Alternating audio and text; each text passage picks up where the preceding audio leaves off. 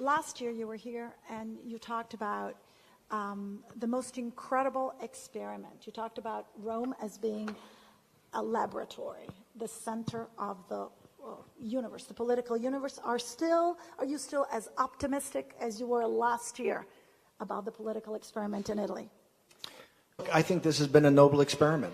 This would be, and I've said it at the time, it'd be like Trump's deplorables working with Bernie Sanders people.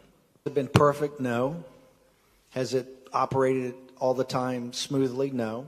But I think what it showed is that people of different economic and cultural differences can compromise and try to drive our government forward. Whatever the outcome, and whatever happens in the European parliamentary elections, and whatever happens after that, it's been a noble experiment, and I think one that's very worthwhile. All eyes are on the European Union and the elections on May 23rd. How are these elections, do you think, are going to unfold? How are they going to change the relationship between the United States and Europe? I'm going to give you a little rest. Thank you.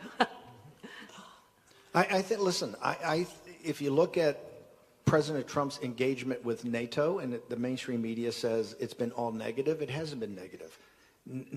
NATO has spent over $100 billion in the last 2 years getting their defenses, getting their militaries more up to speed. President Trump's been very engaged in this. I think that the European parliamentary elections, although President Xi says all the problems are on the populist nationalist movement, and the people in Brussels say all the problems are the populist nationalist movement, if the election was held today, on data I've looked at, I think that the populist nationalist sovereignty movement could get over 50% of the European parliamentary members, and this was last summer when it was in the low 20s. So I think that you're going to have if momentum keeps as it's keeping, right? If it keeps as it's keeping, I think you could have a fundamental shift, and I believe that a party like the League may be the largest political party in the European Parliament, and a party like National Front or National Rally could be one of the second or third largest. So I think that the momentum is on the side of the sovereignty movement, the momentum's on the side of the nationalist movement, the momentum's on the side of the populist movement. Change relationships between strong nations, vibrant nations, robust nations based upon the shoulders of a free citizenry are even going to be closer bound. I think that, remember, in all my journeys throughout Europe, I haven't met a European leader that says they want to exit the EU. What they want is a different reformed EU. They don't want a United States of Europe. What they want is a confederation of individual nation states with free citizens. That is a perfect partner for the United States. You talked about the Catholic Church, and you obviously spoke of Pope Francis. I believe 3 weeks ago, a summit on abuse was held here in Rome. You were here. Are you satisfied with the Catholic Church's answer to the problem of abuses as they're unfolding in the United States? The summit was a total, absolute disgrace. The topic they should have talked about is absolute 100% zero tolerance. I'm a practicing Catholic.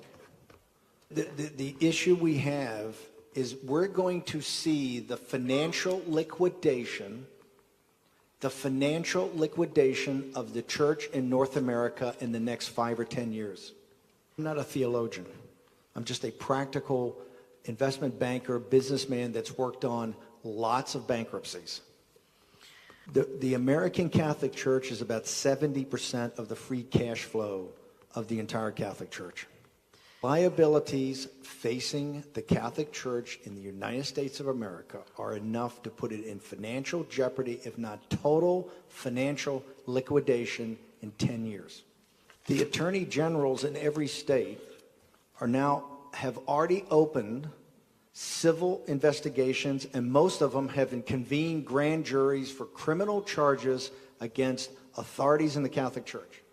They're about to go after the Catholic Church in North America with the RICO statutes, which were set up to take care of the mafia and shut it down in the United States. And to prove my point, last night, the diocese in West Virginia came forward because of the Attorney General and said that they had openly hired, knowingly, pedophiles. Summit was a disgrace because of the lack of zero tolerance of the problem and also the maturity in dealing with the financial crisis that the church is about to be hit with. One last question, really, really quickly, if you'll give us a very, very quick answer. I know you can do that. What is the most threatening presidential ticket for President Trump? And I'm talking about the Democrats. What do you think? I think a combination right now of Kamala Harris and Beto as a ticket. But as we go on, remember, the vampire has not had a stake put in her heart. Hillary Clinton's still out there, and don't think it's not a zero probability. As they get farther into this and don't have a candidate that can take on Trump by the fall of next year, Hillary Clinton's going to be in the bullpen ready to warm up. La domanda, do you think Trump's going to win again? If Trump gets through the next 6 months of these investigations, that's a big if. If he gets through these 6 months of this gauntlet, he will win by more electoral votes than we won in 2016. A populist is someone that can listen to people on the ground? Definitely, yes. Look, I think populism can be very easily defined, and people that reach out to populism is that the basics of civic society, the basics, the people who teach the schools and run the civic organizations and are the police officers and the firemen and the teachers and the doctors, the basics of civic society is what politicians ought to focus on, and that is the populist movement. Yes, I think this is the point. We don't really have capitalism today. We have a neo-feudalism, right? Since the financial crash in 2008, we have this kind of neo-feudalistic society where you have very wealthy that got bailed out and very poor that are taken by some rudimentary social network, social welfare network.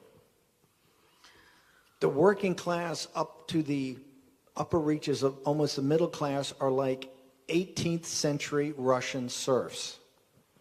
You're better fed, you're in better shape, you have more access to information, but you're just like Russian serfs. You don't own anything. You're not going to own anything. There's not going to be any permanent jobs. It's all going to be Amazon gig economy with no pensions, no retirements. You're like a lab rat. You're on the wheel, okay? You're on the wheel. And that's why younger generations say socialism's got to be better. You know why?